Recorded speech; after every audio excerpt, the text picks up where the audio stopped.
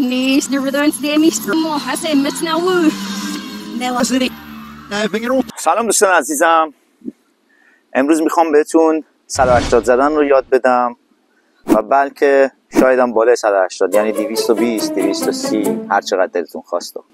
منظورم از 230 اینه که فشار که بیاری میتونی پاپم بلند کنی. خب اگه موافق باشیم میخوایم بریم که بهتون تمرین کششیش رو بگم که تو 10 دقیقه بتونید این حرکت رو انجام بدید. فقط قبلش یک کوشیر پام میخوره. همین قدرت تنیان، همین قدرت شیرم، همین قدرت دبا.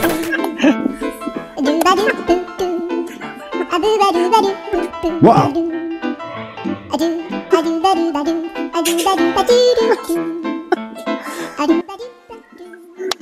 آموزش امروز ما تکلیف. بله امروز دیگه آموزش دیگه ای نداریم فعلا.